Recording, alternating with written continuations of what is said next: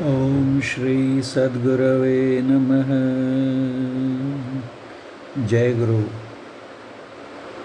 America में रहकर संत मत सत्संग का प्रचार करने वाली भारतीय मूल की अमेरिका में बस गई श्रीमती वीणा हॉवर्ड जी, जिन्होंने गुरु महाराज द्वारा रचित पुस्तक सत्संग योग के चतुर्थ भाग का तथा पूज्यपाद महर्षि संत सेवी परमहंस जी महाराज द्वारा रचित पुस्तक सर्वधर्म समन्वय का अंग्रेजी में अनुवाद किया तथा उनके मूलतः अमेरिकन पति श्री डॉन हॉवर्ड जी के बारे में पूज्यपाद महर्षि संत सेवी परमहंस जी महाराज द्वारा एक प्रवचन में उल्लेख या उन पर आधारित उनके प्रवचन का एक अंश आइए सुनते हैं। अभी आप लोगों ने 2 मिनट का प्रवचन सुना। ये प्रवचन करता हैं अमेरिका के रहने वाले मिस्टर हॉवर्ड डॉन। ये अंग्रेजी भाषा के अच्छे विद्वान हैं। इनका जीवन बड़ा पवित्र है। यूँ तो अमेरिका बड़ा धनी देश है, आर्थिक दृष्टि से संपन्न देश है, भोग विलासों से भरा देश है, लेकिन आध्यात्मिकता का वहाँ अभाव है। ये अर्थात मिस्टर डॉन हॉवर्ड अपने देश अमेरिका से यहाँ भारत उसी अध्यात्म ज्ञान की खोज में आए थे। जिज्ञासोपरांत आपने मुझसे दीक्षा ली है।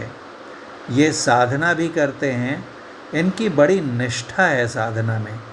इनका जीवन इतना पवित्र है कि अमेरिका के रहने वाले होते हुए भी बाहर बाजार की बनाई हुई चीज़ नहीं खाते। होटलों में जो शाकाहारी भोजन बनता है वे भी ये नहीं खाते। मैं जब दिल्ली जाता हूँ और ये मुझसे भेंट करने के लिए आते हैं तो हम लोग जो भात रोटी खाते हैं इनको खिला देते हैं। ये बड़े प्रेम से खा लेते हैं। दिल्ली के एक होटल में मात्र 5-7 घंटे रात में ठहरने एवं सोने के लिए ये जाते हैं। उसका शुल्क प्रति रात्रि 5,000 रुपये ये देते हैं।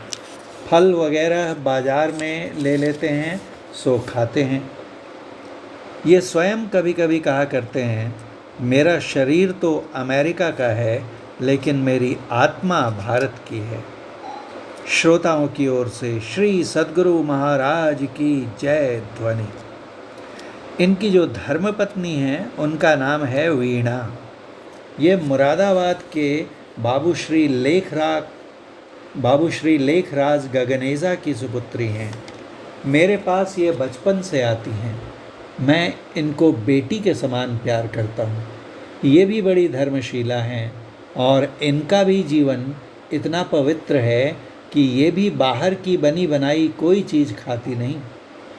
कुछ वर्ष पूर्व इटली में कोई सम्मेलन था जिसमें इनकी बुलाहट हुई थी। उसमें ये गई थीं। वहाँ सब अतिथियों के लिए सामिष्ट भोजन अर्थात मांसाहारी भोजन बना था, यानी मांस मछली आदि की व्यवस्था की गई थी।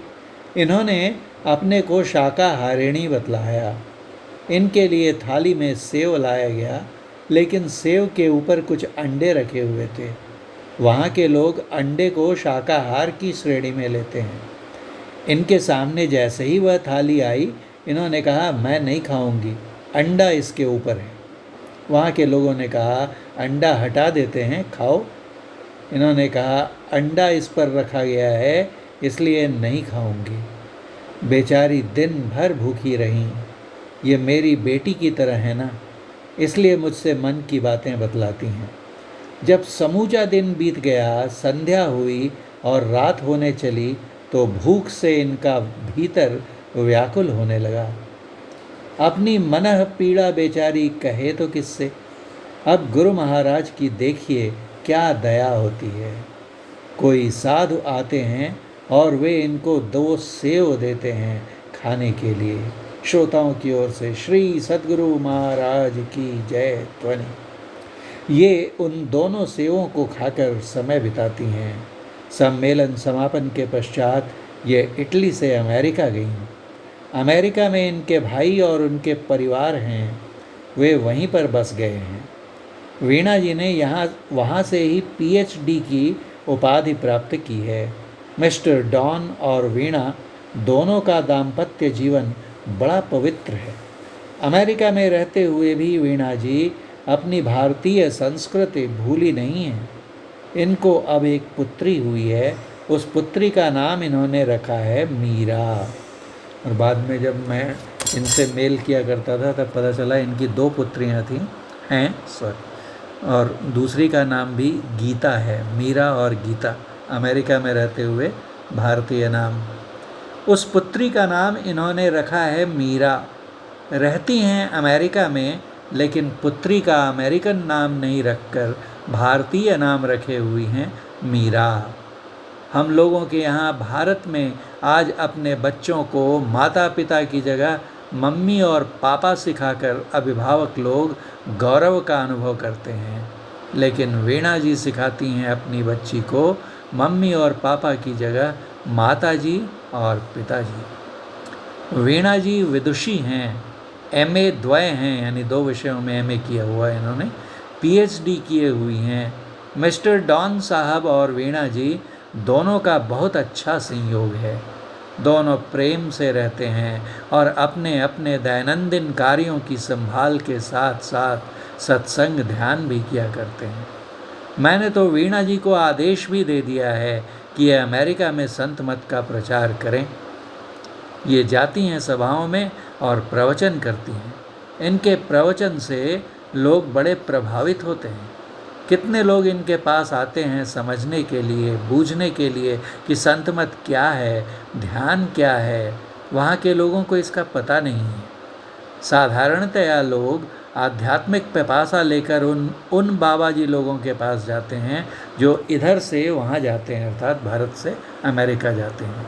कहावत है कि जहाँ पर कोई घना वृक्ष नहीं है वहाँ अरंडी का पेड़ भी बहुत मूल्यवान समझा जाता है। वो श्लोक है, निरस्त पादपे देशे एरंडो अपि द्रुमायते।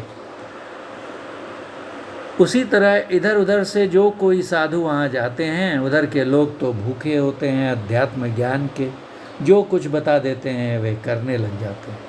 लेकिन जब वीणा जी का प्रवचन होता है और लोग सुनते हैं तो बड़े प्रभावित होते हैं, इनसे दीक्षा की याचना करते हैं। कितने ही दिनों तक तो इन्होंने मात्र शिक्षा दी, अब मेरी आज्ञा से कुछ लोगों को इन्होंने दीक्षा भी दी है। हजारों मील की दूरी तय करके ये दोनों मिस्टर हॉवर्ड और वीणा जी मेरे पास आए हुए हैं। दोनों में आध्यात्मिकता की अच्छी अभिरुचि है। दोनों में संत मत और गुरुदेव के प्रति भी अच्छी श्रद्धा भक्ति है।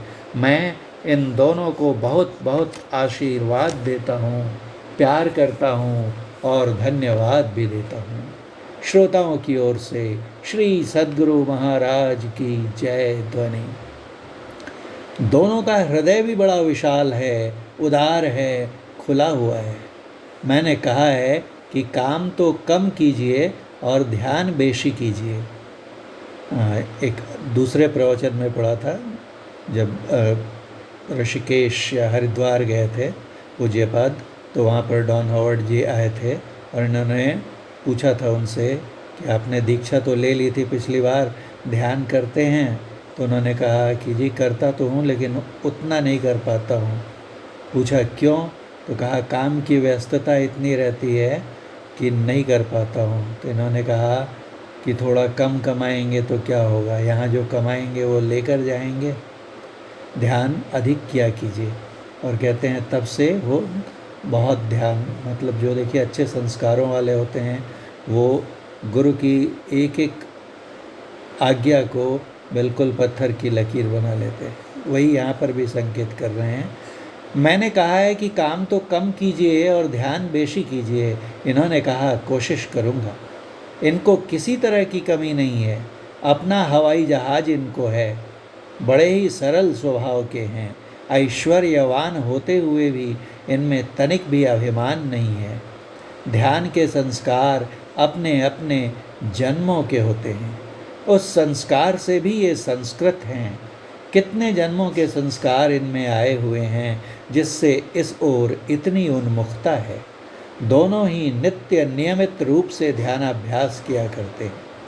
वास्तव में कोई कितना ही जागतिक वैभव प्राप्त कर ले, उससे संतुष्ट नहीं होती, शांति नहीं मिलती, कल्याण नहीं होता और न परम सुख की प्राप्ति होती है। बोलिए प्रेम से श्री सद्गुरु महाराज की जय।